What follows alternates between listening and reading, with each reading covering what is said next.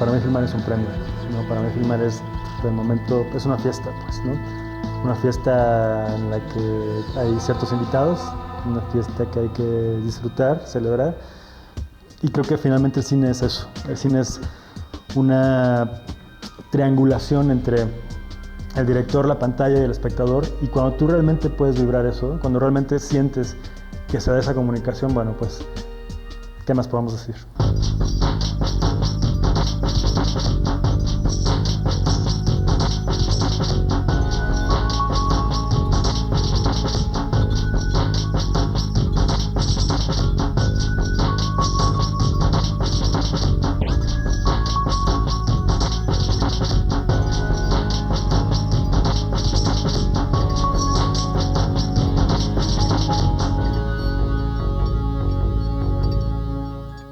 Para mí un día cotidiano es un día de trabajo, básicamente.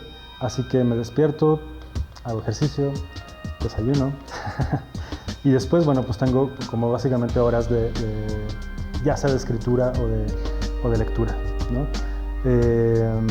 Y por la tarde o en la noche, bueno, pues en la medida de lo posible trato de ver una película diaria, por lo menos. Digamos que en etapas de proceso creativo trato de aislarme lo más posible, porque pues es finalmente un encuentro contigo mismo, ¿no? Es algo que muy privado, muy personal. Pues mi entorno inmediato básicamente son mis gatos en primer lugar en este espacio, Rómulo y Audifaz. Y bueno, estoy en comunicación básicamente hablando del proceso creativo con mi hermano Carlos, que es mi guionista. Él actualmente está viviendo en Ámsterdam, así que pues todo es vía internet, mail, Messenger, Skype. Y bueno, puedo decir que mis mejores amigos son la gente con la que trabajo. Carlos y yo somos muy distintos y cuando descubrimos que podíamos trabajar juntos, cuando descubrimos que él escribía y que yo podía dirigir, entonces bueno, se convirtió en una forma de comunicación, ¿no? Una forma como decir, bueno, ok, ¿cuáles son las coincidencias? ¿Cuáles son los intereses? Y de pronto descubrimos que bueno, teníamos como esta forma de encontrarnos, esta forma de crear, y ha sido muy rico. Mi estudio es como mi guarida, es mi refugio, es mi santuario, ¿no? Finalmente se convierte en el espacio en el que pues están mis libros, mis películas, mi computadora, mi música, mi todo. Entonces paso gran parte del día ahí. Bueno, durante el proceso de escritura o durante el desarrollo del proyecto más bien, hay gente con la que tengo necesariamente que hablar sobre el proyecto. En primer lugar, bueno, obviamente mi hermano como guionista, y hay otras personas que me gusta mucho que lean o que se enteren porque me gusta su manera de ver las cosas, su punto de vista, o porque bueno, simplemente los considero talentosos.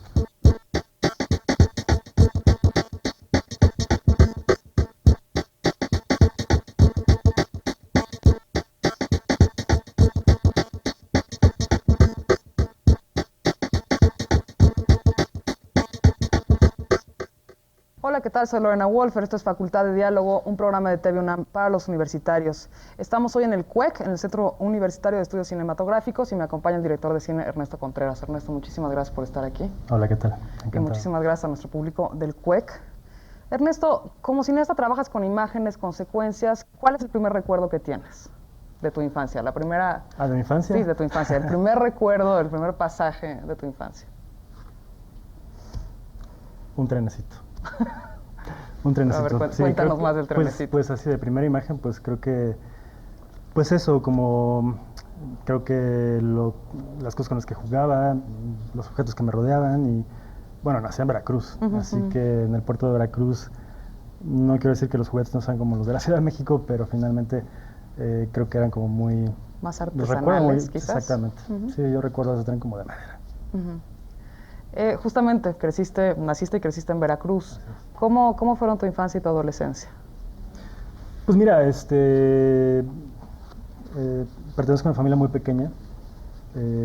Básicamente somos mis padres, mi hermano Carlos, que es menor que yo, y yo, y bueno, algunos primos por ahí, algunos tíos por allá, pero realmente fuimos una familia como muy unida, muy cercana, muy de inventarnos cosas, mis padres siempre estuvieron como muy interesados en que viéramos cine, que viéramos teatro, que viajáramos. que leyéramos, que estudiáramos. Y O sea, ellos sí los impulsaban o los impulsaron al camino que eventualmente... pues mira, tomaron. yo creo que sin querer queriendo, porque finalmente, bueno, mi madre es maestra de primaria, ahora jubilada, mi padre es contador público, entonces, bueno, pues no tiene nada que ver con Con la el cuestión arte y el artística, cine. ¿no? Ni cultural precisamente, pero bueno, había como esa inquietud de que sus hijos, bueno, tuvieran como ese acercamiento y creo que, bueno, de alguna forma funcionó. En aquellos años, ¿no? Te estoy hablando de hace muchos años, bueno, pues en Veracruz, por ejemplo, no había tantos cines, entonces era como muy complicado ver películas y sobre todo muy complicado ver películas distintas, ¿no? Entonces había de pronto ciclos en el Museo de la Ciudad del Puerto de Veracruz y ahí me acuerdo que, bueno, pues mi papá, quién sabe por qué, pero de pronto un día nos llevó a ver El Ciudadano Kane, que quién sabe qué era, ¿no? O El Ángel Exterminador, o El Acorazado Potemkin. Entonces, son como esas imágenes que, bueno, finalmente creo que de alguna forma influyeron, de alguna forma crearon como esta inquietud como de contar cosas, de hacer cosas, de estar siempre inventando cosas. Y lo mismo que me pasa a mí fue lo que sucedió con mi hermano, ¿no? Te mudaste al DF a los 19 años después de estudiar la prepa, ¿no? Según entiendo. ¿Cómo fue tu encuentro con la Ciudad de México? Mira, en ese sentido también, bueno, mis padres tuvieron mucho que ver en que estuviera preparado para que en el momento que terminara la preparatoria me fuera del puerto. Yo siempre supe y quise estudiar cine inmediatamente, pero bueno, el trato fue un poco como decir, bueno, estudio otra cosa más normalona. Y de ahí la publicidad. Y de ahí la publicidad. Entonces, porque claro, porque comunicación la puedo estudiar en el puerto. Entonces dije, no, pues mejor publicidad, porque eso no había. Algo que me obliga a hacer. Exactamente. Entonces, estudié una licenciatura en publicidad primero. Paralelamente comencé a trabajar, empecé a trabajar en televisión, empecé a trabajar en algunas cosas de publicidad y siempre con la idea, bueno, de entrar al CUEC, ¿no? Básicamente al CUEC. Así que varios años después, un día decidí que tenía que hacerlo y vine y pedí informes y bueno, pues al poco tiempo estaba ya presentando exámenes y demás y afortunadamente a la primera logré entrar. Pero te echaste toda la carrera de publicidad. O sea, Sí, la por supuesto, licenciatura. sí, fueron 4 años de la Eso carrera. es admirable. Bueno, Pues- supongo que igual ahora te sirve, ¿no? Con esta cosa como hacer comerciales y tal, no sé. No, creo que no. Ok, le estoy tratando de ver el lado amable al asunto. No, bueno, finalmente creo que, bueno, siempre he pensado que el cine, entre más, según yo, entre más cosas hayas vivido, experimentado, sufrido y demás, me parece que, bueno, todo eso es experiencia que te sirve, ¿no? Claro. Y es experiencia con la que puedes comunicar cosas y no sé, como entender ciertos temas, ¿no? De igual forma, no solo fueron los 4 años de la carrera, sino después estuve trabajando, ¿no? Trabajé 2 o 3 años en televisión, en producción, hacía continuidad, hacía asistencia de dirección, de cámaras, de escena y demás. Entonces, bueno, fue un acercamiento en primer lugar con los actores, con el trabajo con el actor, que bueno, si bien era televisión y a lo mejor eran telenovelas u otro tipo de programas, finalmente siento que a mí me sirvió mucho. A mí, Fue una especie de inicio, finalmente. un acercamiento, una primera aproximación, a lo mejor para decir, esto sí me gusta, esto no me gusta, esto de ninguna manera. Y no sé, creo que cuando llegué al CUEC finalmente, mi primer corto, por ejemplo, que se llama Sueño Polaroid, es como todo lo que tenía que ver con esto que acaba de vivir en televisión, ¿no? Los castings, no sé, el ambiente y demás. Y a eso es a lo que me refiero, ¿no? Que finalmente las experiencias, bueno, se reflejan en pantalla, en lo que quieres decir. ¿Qué películas te gustaban cuando empezaste aquí y qué películas te gustan ahora? ¿O qué directores, si quieres acotarlo de alguna forma? Pues creo, yo siempre los divido en vivos y muertos, ¿no? Okay. Y creo que no han cambiado demasiado mis gustos. Te podría hablar que de los muertos, por supuesto Kubrick está en primer lugar, por supuesto Fellini está por ahí también, y de los vivos pues hay muchos también, ¿no? Podríamos hablar en primer lugar de Paul Thomas Anderson, de Kaurismäki, de Wong Kar-wai, no sé, son muchos, ¿no? Pero finalmente creo que lo interesante ha sido que, bueno, a lo largo de estos años, desde el CUEC y los estudios de cine y demás, bueno, pues ver la evolución de sus directores, ver qué hacen, qué cuentan, cómo lo hacen y demás, ha sido como interesante y de alguna forma creo que como estudiante de cine también aprendes como a estar muy alerta de ciertas cosas que, bueno, pues antes no veías, ¿no? Hablando ahora de Ondas Hertzianas, el corto que realizaste justamente estando aquí en el CUEC, en el segundo año aquí en el 99, que está inspirado en el cuento El caballero del paño gris de Robert Sheckley. La historia gira en torno a la soledad, a la búsqueda de una pareja, de un amor. ¿Cómo fue la experiencia de realizarla? Porque es un corto como muy peculiar, ¿no? Sí. Y considerando que fue de los primeros, ¿cómo fue esa experiencia? Pues mira, yo en ese tiempo como que comenzaba a definir el tipo de temas que quería abordar, ¿no?, en mis trabajos. Y el de la soledad, bueno, pues era uno que me interesaba especialmente. Por un lado la soledad, por otro lado la comunicación o incomunicación. Y algo que me interesaba mucho también era como toda la cuestión de el tono, el ritmo. En ese momento también me interesaba mucho como la ciencia ficción, por ejemplo. Entonces de pronto decía, bueno, ¿cómo hacer una historia con pocos recursos que tenga como que suceda en un tiempo indefinido, en un lugar que podría ser cualquier lugar también, pero que tenga, bueno, pues cierto diseño de producción y demás? Entonces, cuando el guión se comenzó a desarrollar con Carlos, que fue la primera vez que trabajamos juntos, bueno, vi que era un guión que tenía muchas posibilidades cinematográficas, ¿no? Ernesto, justamente hablando de Ondas Hertzianas, Alejandro te tiene una pregunta. Bueno, tomando en cuenta, sabiendo un poco sobre los procesos en el CUEC, pero aún así, preguntando más sobre tu proceso personal, ¿cuánto tiempo te llevó desde que empezaste a escribir el guión con tu hermano, o cuándo decidiste escribirlo con él, hasta el momento que produjiste, y cuáles fueron los pasos básicos? ¿Quién te ayudó para levantarlo, para hacer ese diseño de producción que dices? Pues mira, tengo que decir primero que el cuento llegó a mis manos por un compañero del CUEC, por Luis Gallardo, que un día platicando me dice que conoce un cuento que tiene como ciertas características que a mí, bueno, empezaron como a volver un poco loco, porque había un apuntador, ¿no? Y justamente por lo que decía hace rato de la televisión y todo esto de lo que venía, dije, bueno, pues igual ahí puede haber algo muy interesante. Así que se lo propuse a mi hermano, lo leyó, le encantó, y en realidad, bueno, se convirtió en un punto de partida, ¿no? Finalmente, si lees el cuento, bueno, pues tiene algunos elementos que se retoman en Ondas Hertzianas, pero se fue por otro camino. El proceso de escritura duró, pues no sé, como 4 meses más o menos. Y luego, bueno, pues como sabes, todo el programa de estudios está diseñado para que al cabo de, no sé, 6, 7 meses estés filmándolo. Y en el caso de Ondas Hertzianas, pues fue muy importante, como yo siempre he creído mucho en los equipos, ¿no? Siempre he creído mucho en que tienes que trabajar con la gente con la que te conectas, con la que tienen tus mismos intereses, con la que puede haber comunicación. Y bueno, pues ahí estaba Erika Ávila, que es, bueno, fue la diseñadora de producción y que de hecho seguimos trabajando juntos. Estaba Emilio de la Peña, que fue el fotógrafo. Y bueno, básicamente esos dos elementos, diseño de producción y fotografía, pues tuvimos como todo un proceso de búsqueda, de investigación, de tener muchas referencias para, bueno, pues con muy pocos elementos lograr construir esta atmósfera, este universo, ¿no?, en el que se desarrolla la película. Otro punto importante era los actores, ¿no? Me interesaba mucho que el casting fuera muy, muy acorde con lo que la película necesitaba. De entrada yo sabía que tenían que ser todos flacos y pálidos, ¿no? Flacos y pálidos y prácticamente escuálidos. Entonces, bueno, pues pensé en Miguel Pizarro, que lo había visto en alguna cosa, en Aurora Cano, que no la conocía, pero me gustaba mucho su imagen, en algunos actores de televisión que, bueno, me gustaban y pensé que podía hacerse cosas interesantes con ellos, como Alejandra Peniche o Blanca Torres. Y bueno, se logró conformar como ese casting que me gusta mucho. Y pues nada, filmamos, me parece que fueron, no sé, como 6 días más o menos, 6 días pues muy intensos. Y se filmó en 16 milímetros, blanco y negro, y fue un corto que le fue muy bien. Afortunadamente tuvo ahí como un buen rol. Una cosa más.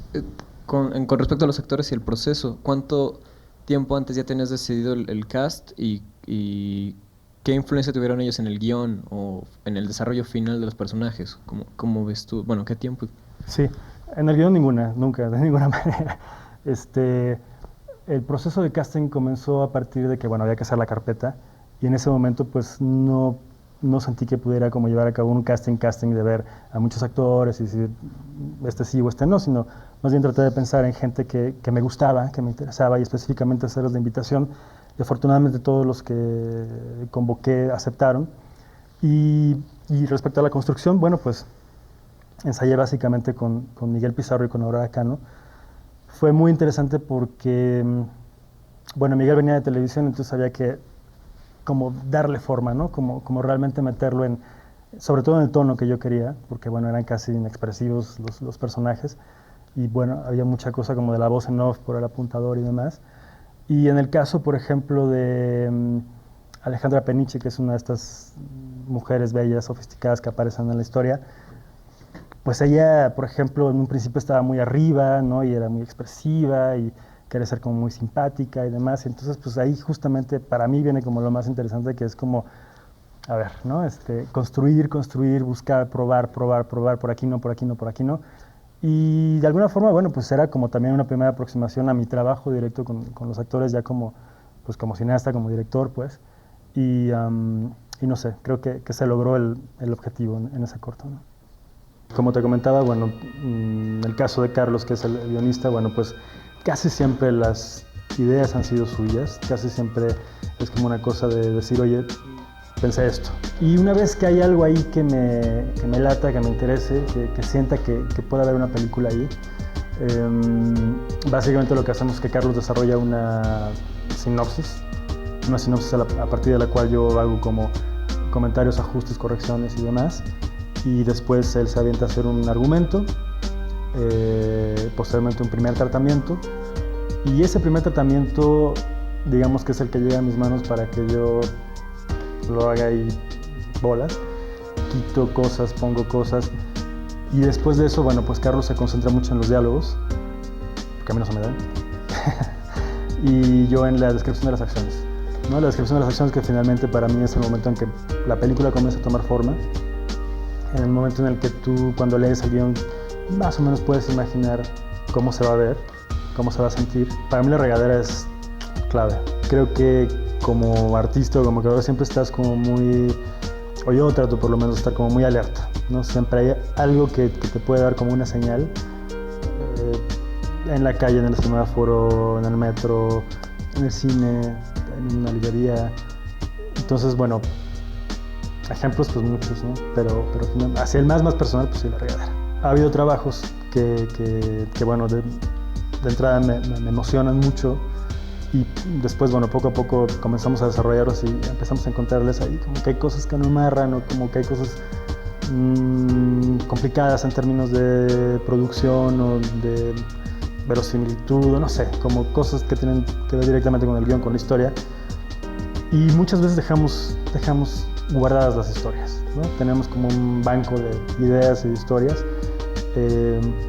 No podría decir que he abandonado ninguna, ¿no? Porque finalmente ahí están y nunca sabes en qué momento pues de pronto puede revivir algo. Hay una que me encanta y que es de hecho una de las que estamos ahí revisando para un siguiente proyecto. Y bueno, y hay otras que de plano a lo mejor no proceden y bueno, se quedan ahí simplemente en una idea que pasa, ¿no? Me gusta que la gente la pase bien en los rodajes. Pero bueno, obviamente pues siempre hay gritos y sombrerazos, ¿no? Me considero un director muy exigente, muy obsesivo de pronto, desde la puntualidad hasta, no sé, el cumplimiento de las cosas que se han acordado con anterioridad. Finalmente me gusta mucho preparar lo que voy a filmar, entonces siempre se discute todo, se habla todo, y a la hora de llegar al set, bueno, prácticamente la tarea está hecha. De pronto se queda en una locación y bueno, pues todo se vuelve una locura, o de pronto llueve, o de pronto sobre el sol, o de pronto, no sé. Trato de mantener la calma, trato de pasarla bien, pero bueno, pues creo que también te lo pueden responder los compañeros, ¿no? O sea, lo que más quiero en la vida, pues, es hacer películas. Hacer películas, y no necesariamente quiere decir que todo el tiempo haya que estar dirigiendo. De pronto puedes escribir, de pronto me di cuenta que podía producir, de pronto me di cuenta que podía editar. Y bueno, acabo de tener una primera experiencia ahora con la primera ópera prima documental del CUEC, Los últimos héroes de la península, dirigida por José Manuel Cravioto. En un principio me involucré en el proyecto como productor junto con Erika Ávila, Y posteriormente, bueno, pues surgió la propuesta por parte del director de coeditar. Y yo nunca había editado nada que no fuera mío, así que fue interesante y me gustó mucho.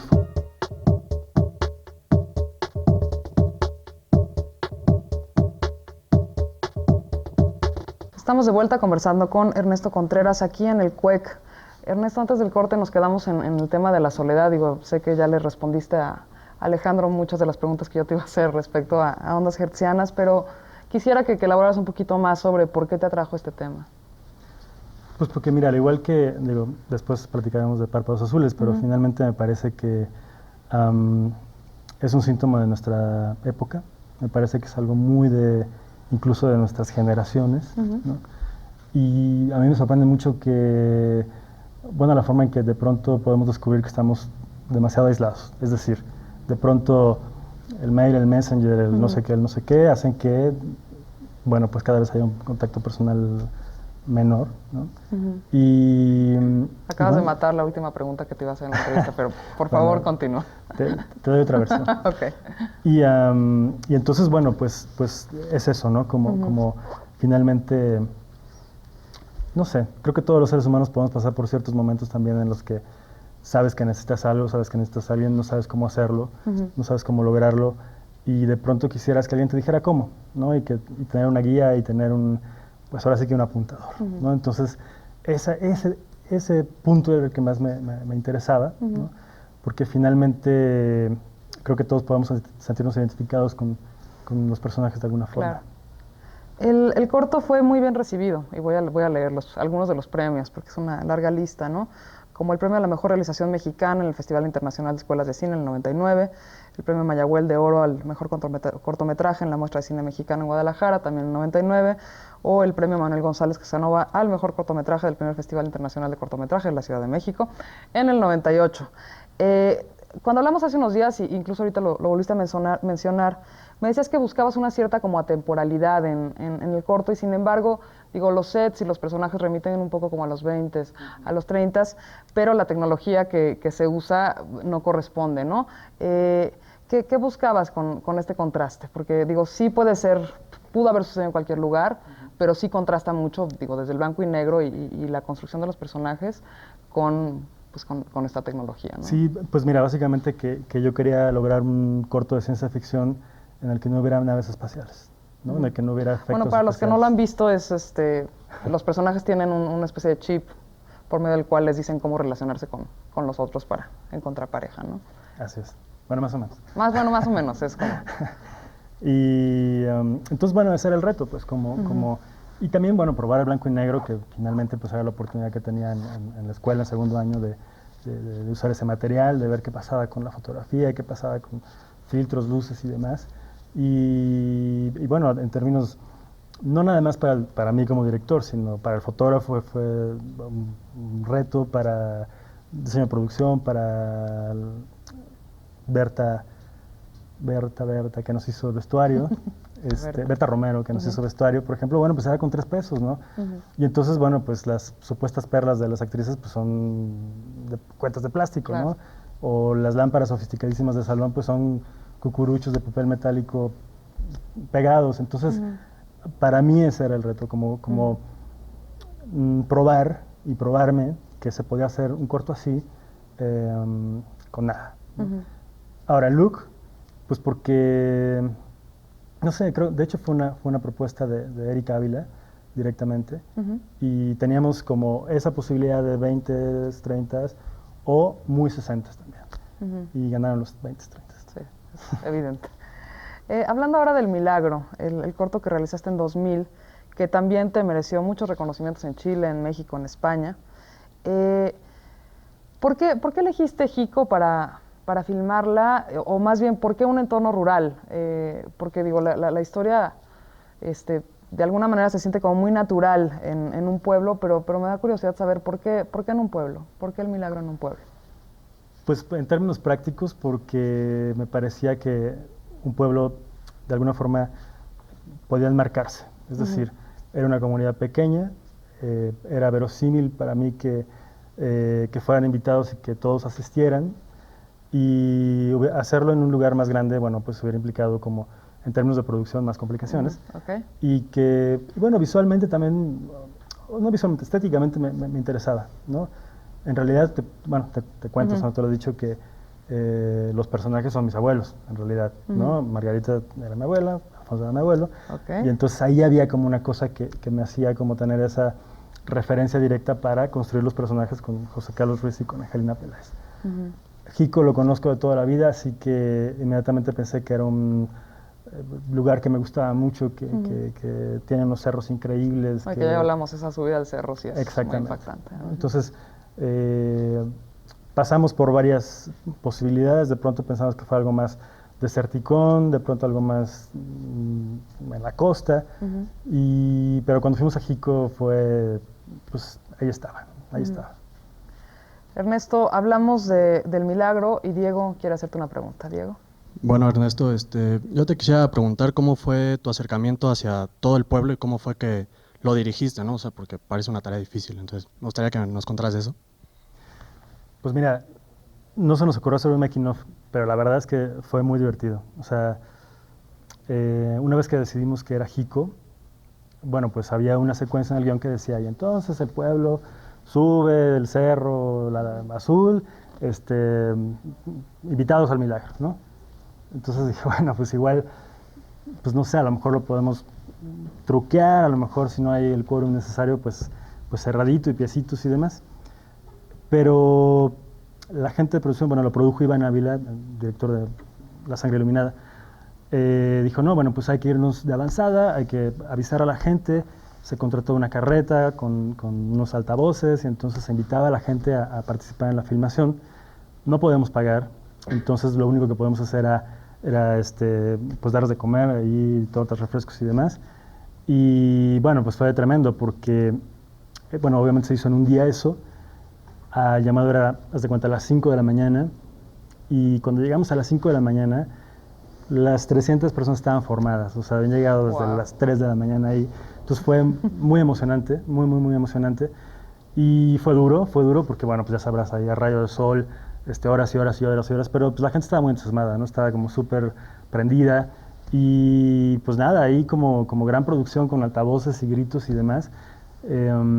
Y bueno, es como, yo creo que de los momentos más emocionantes que me han tocado vivir hasta ahora en un rodaje, ¿no? Como de ver eso que te lo imaginabas en papel, pues ahí con 300 almas subiendo el cerro y bueno, pues con la buena voluntad de la gente de Jico. En el corto nunca sabemos al final cuál es el milagro, ¿no? Que es, digamos, todo el chiste. Y me da la impresión de que en el trabajo que realizas, más que historias en sí, con un principio y un final, lo que nos muestra son como momentos, ¿no? Como pequeños pasajes con un desenlace que siempre queda abierto. ¿Nos puedes hablar un poquito de esta tendencia? Digo, porque es una cosa que sucede en las tres, en Ondas Hertzianas, en El Milagro y en Párpados Azules. Pues a mí me encanta que el espectador piense. Me encanta, me entusiasma que cada quien saque sus propias conclusiones, porque, pues no sé, porque pienso que finalmente es parte de la experiencia cinematográfica, ¿no? El que cada quien imagine qué pudo haber pasado. De hecho, en el caso del Milagro, por ejemplo, cuando Carlos me mostró el guión, pues lo que más me impactaba era justamente el último diálogo, ¿no? Que Margarita le pregunta a Alfonso... Nos salvamos, ¿no? ¿Nos salvamos? O sea, es una pregunta, ¿no? Entonces, quién sabe, tal vez se perdieron de algo increíble y por necios o por lentos o por indecisos se lo perdieron, ¿no? O tal vez no, a lo mejor efectivamente se salvaron, ¿no? Entonces, me han dicho de todo, que si los ovnis, que si el ejército, que si... Entonces, bueno, me gusta eso y no sé, creo que si bien hay finales concretos que me gustan mucho de muchas películas, por lo menos hasta ahora me ha entusiasmado mucho más invitar al espectador que cada quien piensa.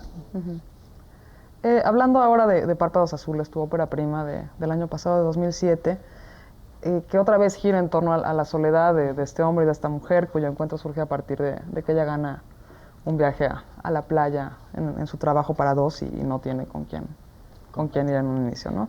Y tú has dicho que es una antítesis de la tradicional comedia romántica. Tiene un tono muy peculiar, o sea, el tono de los dos personajes sí es, me parece como increíblemente logrado. ¿Cómo lograste este tono y este trabajo con dos personajes que fueran, de alguna manera como sí atractivos, sí te puedes relacionar con ellos, pero al mismo tiempo totalmente grises Pues mira, el guión lo planteaba, o sea, esto estaba en el guión. Y de hecho era lo que a mí, honestamente, más miedo me daba. Porque finalmente, bueno, si no hay una conexión del espectador con los protagonistas en cualquier película, claro, pues no funciona. No funciona. Uh-huh. Y me pasó algo que durante los 2 años de escritura que tuvimos, hubo mucha gente gente que leyó el guión, que nos dio opiniones, que nos asesoraba. Y Sebastián Cordero, el director de Crónicas, director ecuatoriano, leyó el guión y me mandó un mail, ¿no? Un correo electrónico en el que me decía, bueno, que le había gustado mucho, que hay la propuesta y la visión y el drama y no sé qué, pero que lo más importante era el casting. Si yo no encontraba a esos dos actores, claro, la película podía hacerse un ladrillazo, o sea, no iba a funcionar.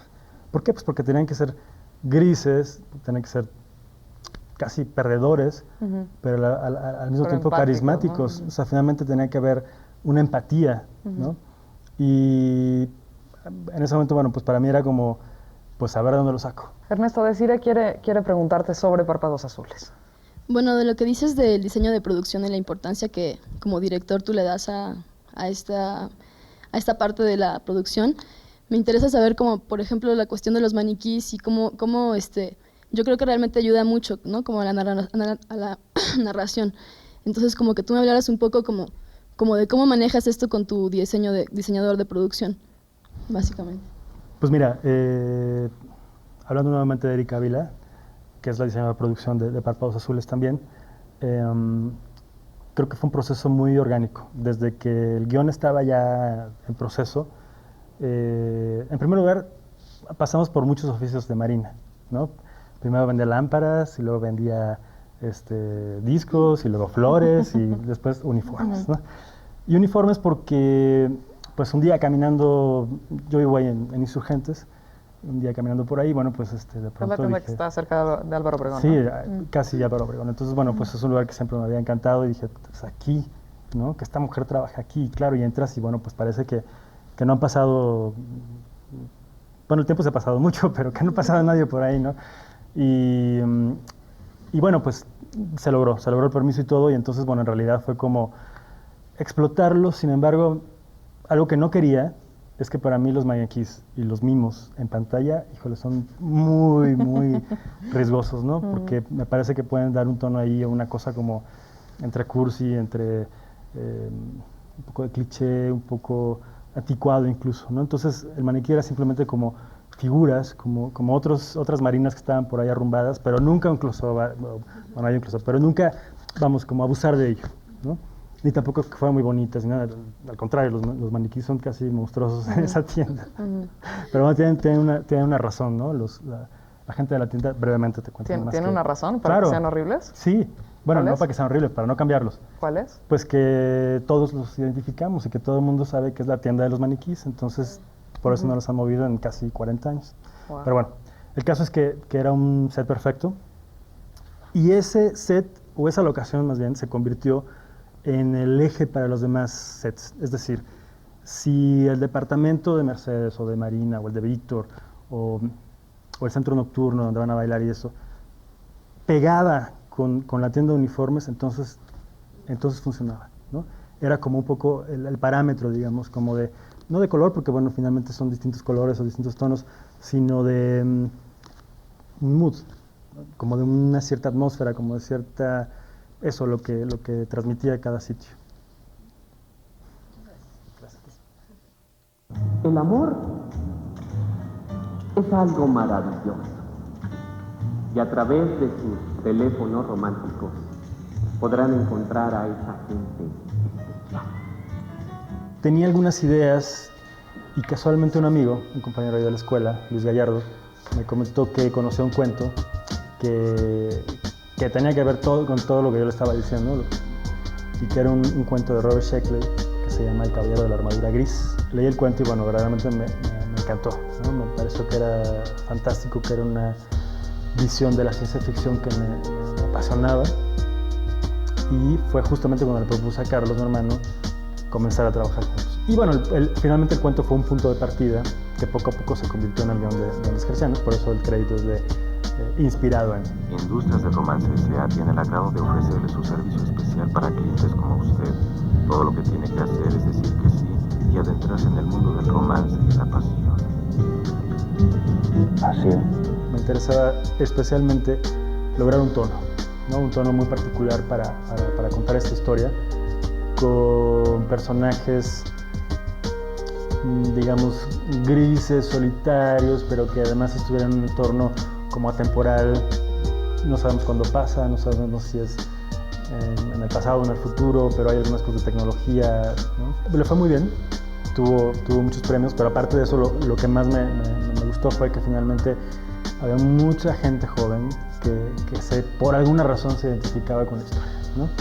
Y me lo decían y me hacían como sus comentarios respecto a, híjole, pues yo quisiera tener un aparatito que me dijera qué hacer en algunas situaciones. Y no sé, creo que para mí eso es como lo más valioso del corto, ¿no? Por medio de la presente, le invitamos a presenciar el milagro que tendrá lugar el próximo día 14. El milagro está inspirado está basado en un cuento que Carlos, mi hermano, había escrito muchos años atrás, de hecho de niño.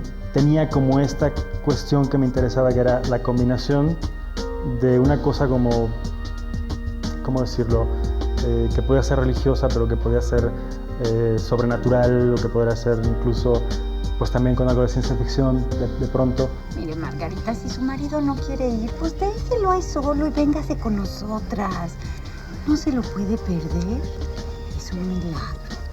Me interesaba mucho que había que crear personajes sólidos, que necesitaban actores fuertes, y que me daba la oportunidad de trabajar con gente con la que yo había deseado trabajar antes. Se presentó la oportunidad de filmarlo, lo produjo Iván Ávila, director también, y otra vez fue como toda esta aventura para levantar este corto, que pues era el primero que hacía en 35 milímetros, que se filmó en Jico, Veracruz, que tenía como algunos,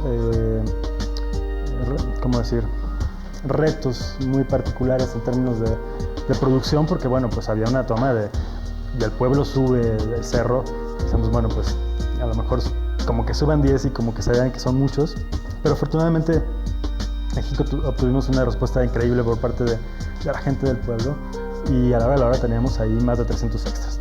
Sí, Jico es un lugar increíble, pero es súper bonito, y nosotros queríamos como usar partes de Jico que no fueran tan bonitas, sino que fueran pues un pueblo más normal, digamos, más neutro de alguna forma. Y obviamente, bueno, pues cuando encontramos aquel cerro fue un éxtasis, ¿no? Porque finalmente era lo que yo tenía en la cabeza, y era como la oportunidad de tener una imagen ahí impresionante, muy, muy, muy importante para la película.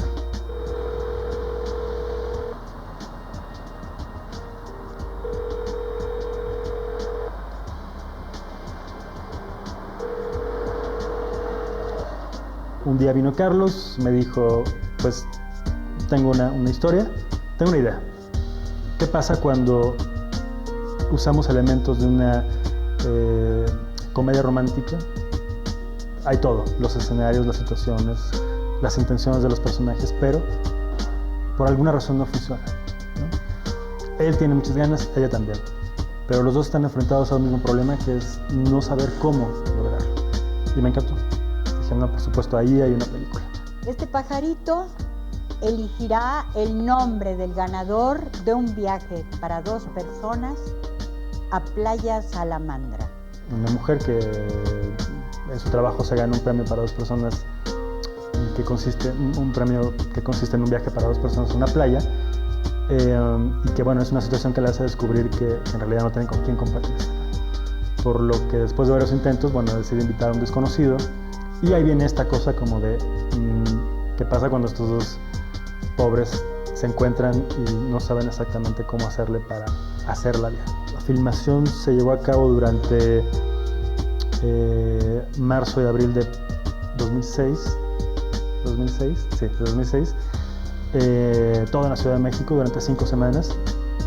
Y fue, bueno, pues qué te puedo decir, una experiencia increíble, ¿no? Para mí, vamos, es un rodaje que recuerdo como muy gozoso. Para mí era como muy importante que la película llegara obviamente a cartelera comercial.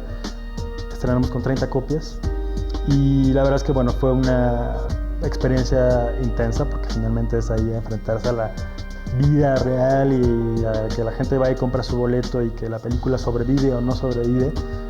Y bueno, para mí es como muy gratificante que, bueno, pues prácticamente todos los días hay mails a través de la página de la película de gente que la ve en Monterrey, o en Guadalajara, o en Puebla, o en Veracruz. Y para felicitar, para comentar, para preguntar o para reclamar.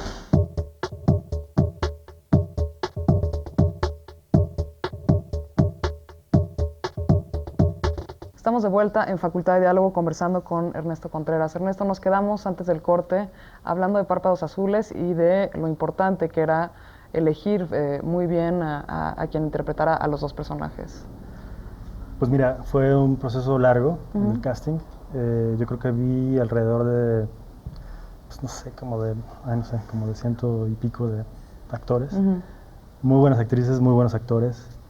Bueno, no todos, pero varios. La mayoría. La mayoría. Y yo, bueno, decidí llegar a ese proceso de casting sin ponerle un rostro a mis personajes. Es decir, cuando escribimos, cuando desarrollamos todo el numerito, nunca quise pensar en nadie porque sentí que era como casarme con una imagen y prefería estar como muy abierto y más bien como encontrarlos, ¿no? Y entonces al principio, bueno, tenía claro que no me importaba si eran famosos o desconocidos o si eran de cine o de teatro o de televisión, no me interesaba. Lo que me importaba es que, bueno, fueran los personajes. Y Isabel Cortázar y Andrea Beati, que fueron los directores de casting, sugirieron a mucha gente y demás. Y un día Isabel me dice, bueno, ¿por qué no vamos a Cecilia Suárez? Entonces dije, no, pues la verdad es que creo que no está en el perfil de lo que estamos buscando. Me parece buena actriz, pero la verdad es que creo que no, ¿no? Yo había visto a Cecilia pues, siempre glamorosa, siempre guapa, siempre simpática, siempre todo. Entonces, no sé, como que sentí que no me cuadraba demasiado. Pero Isabel insistió y dije, bueno, pues ok, pues veámoslo, ¿no? Entonces me dijo, oye, pues es que viene, pero quiere leer el guión. Bueno, pues mándale el guión, ¿no? Y a las 3 horas, oye, pues que cuándo, o sea, que ya, que quiere hacer la prueba, ¿no? Ah, perfecto. Entonces, de entrada, Cecilia llegó caracterizada como ella se imaginaba a su Marina. Y bueno, eso me gustó que por lo menos hubiera ahí como una intención clara de ella para construir ese personaje. Y cuando hizo la prueba, pues la verdad es que me sorprendió. O sea, me gustó mucho lo que hizo, me gustó mucho que había una base ahí, ¿no? Para construir, para moldear, para demás. Y dije, pues qué interesante. En el caso de Arreola fue un poco igual. Claro, él sí lo veía más en el personaje, pero bueno, en el momento que, pues clásico, ¿no? Así casi que entró por la puerta dije, es él. Y el momento que los vi juntos, fue como, híjole, ahí estaba, ¿no? Era como, no sé, a lo mejor es muy cursi, pero a lo mejor es como magia, pues, ¿no? Ahí estaban los personajes, ahí estaba, en ese momento sentí que la película se puede hacer, ¿no? Que la película podía hacerse, más allá de recursos y del financiamiento y no sé qué, ahí estaban los personajes y ahí estaban esos seres humanos que se iban a convertir en estos pobres que yo había escrito antes. Y así, ¿no? Ernesto, Federico te tiene una pregunta, o un par de preguntas parece, acerca de Párpados Azules. Bueno, una es, ¿qué fue lo más difícil o el mayor reto al hacer la película?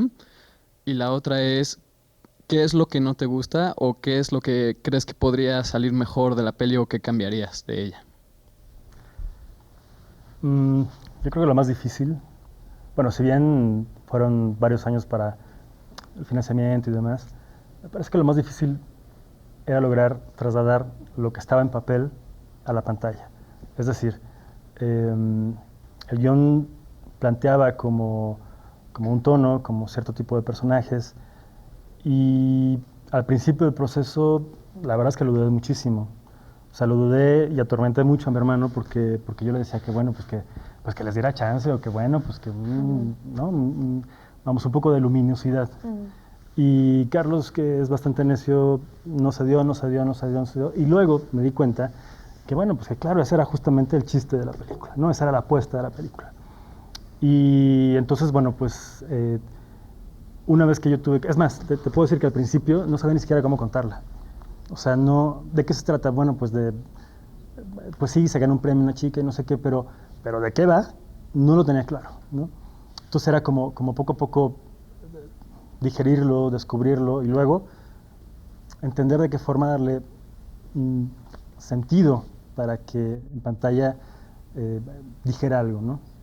Y lograra transmitir lo que yo quería que transmitiera al espectador.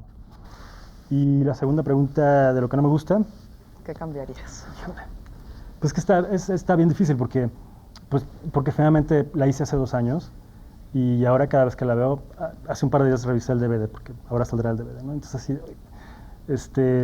obviamente, bueno, pues tú vas cambiando también y entonces hay cosas que pienso que, bueno, la cámara hubiera estado más para acá o más para allá, en fin. Específicamente podría decirte, ¿qué podría decirte? Hay una rola que le hubiera bajado un poquito nada más, ¿no? Hay una pieza que pienso que no es que sobre, pero me parece que tiene demasiada presencia. O sea, no el tema principal, sino una parte incidental. Y, ¿qué más? No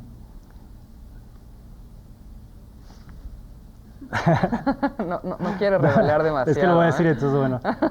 No, creo que pienso que hay una secuencia, la secuencia de Ana Ofelia Murguía cuando libera a los pájaros, creo que pudo haberse reducido un poco. Me parece que le hubiera quitado un par de cuadros, de tomas, y creo que hubiera fluido, no sé si mejor, pero por lo menos creo que me hubiera gustado un poco más. Párpados Azules ha sido recibida por la crítica de una manera espectacular, y entonces voy a leer mi lista otra vez. Ha obtenido una cantidad notable de premios en festivales como el de Sundance, Cannes, Miami, San Sebastián, Quebec, Tokio, Berlín y por supuesto México, nada más por mencionar algunos. ¿Cómo has recibido el éxito de tu primer largo? Porque me imagino que no es una cosa que suceda a diario, ¿no? Que tu primer largo tenga tanto impacto. Pues mira, la verdad es que no me he detenido demasiado a pensarlo. O sea, más bien lo que siempre he pensado es que es el trabajo. Y no quiero decir es que bien está el trabajo, sino finalmente es una cuestión de trabajo. Es decir, en el caso de Párpados Azules fueron años de trabajo previo, pero con los cortos también. Entonces, para mí es como un proyecto más, un proyecto muy importante, pero eso no cambia nada. En realidad hay que seguir trabajando. En realidad en este momento tengo un par de guiones ahí que estamos trabajando y que bueno, pues habrá que volver a tocar puertas y volver. O sea, no hay nada garantizado, digamos, ¿no? Ahora, la experiencia de haber estado en esos festivales, pues es obviamente invaluable. O sea, es increíble el hecho de, pues sí, de pronto estar en Cannes y decir, pues sí, aquí estoy con la primera película, ¿no? Y estar en Sundance o estar en San Sebastián, vamos, es como sí muy impactante, sí muy deslumbrante, pero bueno, eso es europeo, ¿no? Lo más importante finalmente son las películas, es tener como buenas historias, como tener ese entusiasmo, esa pasión para contarlas, ¿no? Para hacerlas. Y algo que me queda claro también es que, bueno, pues hay muy buenas películas que no llegan a esos festivales o que no tienen premios, entonces no es lo más importante. Claro, no es el termómetro, ¿no? No es un parámetro, es simplemente, a algunos les toca, a otras no, pero lo importante es hacerlas. Hablabas hace rato de Carlos, ¿no? De tu hermano, que es pues, tu colaborador, tu guionista. ¿Nos puedes platicar un poco de la relación con Carlos? Digo, ya el otro día en tu casa nos mostraste que su relación es por Skype, ahora que tu hermano vive fuera, ¿no? Pero ¿cómo es trabajar con tu hermano? Pues mira, es una relación, bueno, de entrada somos muy distintos. Todo lo ordenado que puedo ser, o lo estructurado, o todo lo que me gusta planificar las cosas y estudiar y demás. Bueno, Carlos, no. Entonces, en primer lugar, bueno, hemos encontrado la forma de comunicarnos, ¿no? Hemos encontrado la forma de llegar a consensos. Y bueno, pues obviamente hay muchos pleitos, ¿no? Siempre son pleitos. Y no crees que porque el personaje tiene que... Pues no, el pleito es porque pues, no llega el guión, o porque no llega la página, porque... ¿no? Entonces, no sé, es intensa, pero a la vez creo que finalmente, bueno, pues eso es lo que ayuda también a que las historias queden como han quedado hasta ahora, ¿no? Y he intentado escribir con más gente, con otros guionistas, y pues siempre regreso con Carlos. Siempre regreso. Ahora estoy escribiendo con alguien más, pero bueno, creo que Carlos tiene como un punto de vista muy particular y yo creo que eso es muy importante Que en el cine. funcionan bien. Y hay ese complemento. Ernesto, Alejandro te quiere preguntar sobre el actual estado del cine mexicano, o más o menos, algo por ahí. Bueno, por ahí. Bueno, yo lo que te quería preguntar es, tanto creativamente o en producción, te digo, no tanto como políticamente que fueras con los senadores ni nada, pero si tú tuvieras el chance de hacer algo, o tú ahora quieres hacer algo para que haya, pues no decir más cineastas, ¿no? Porque puede haber muchos o pocos, sino que hubiera más producción, que hubiera más exhibición, ¿tú qué harías? ¿Cuál es lo que tú crees que sería una acción que cambiaría un poco las cosas en México? Yo partiría diciendo que, en primer lugar, hay que preocuparse por hacer buenas películas, ¿no? Y para hacer buenas películas hay que tener buenas historias. Me parece que a veces se nos olvida un poco eso, ¿no? Como que estamos muy preocupados porque se vean, pero luego se ven y la verdad es que no todas son buenas, ¿no? Entonces yo creo que en la medida en que hay un nivel de calidad, digamos, con un porcentaje importante de buenas películas, me parece que, bueno, eso puede incentivar, por un lado, que se convierta en negocio para los señores distribuidores, los señores exhibidores, y eso depende mucho del público, ¿no? Depende mucho de que la gente realmente confíe en lo que estamos haciendo. Y específicamente, pues, yo lo que puedo hacer es simplemente como apoyar ciertas acciones que ahora se están gestando con otros compañeros cineastas y preocuparme también por tratar de hacer las mejores películas que yo pueda hacer. Pues llegamos prácticamente al final de nuestro programa, Ernesto, y cerramos con la pregunta sello de Facultad de Diálogo, que es, si tuvieras que convertirte de la noche a la mañana en cualquier personaje de la historia del cine, y esto puede ser director, tal cual, algún personaje, o cualquier otro personaje detrás de la producción de una película, ¿quién sería y por qué?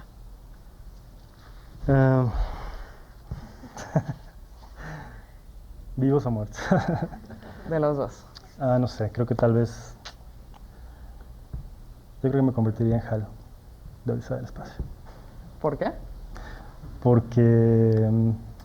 no sé, porque lo conoces pero no lo conoces, porque me parece fascinante, porque me parece... lo sabe todo y además controla. Ernesto, muchísimas gracias por haber estado aquí en Facultad de Diálogo. Gracias a ustedes, Lorena. Muchísimas gracias al público aquí en el CUEC y por supuesto a quienes nos ven por TV UNAM. Hasta luego.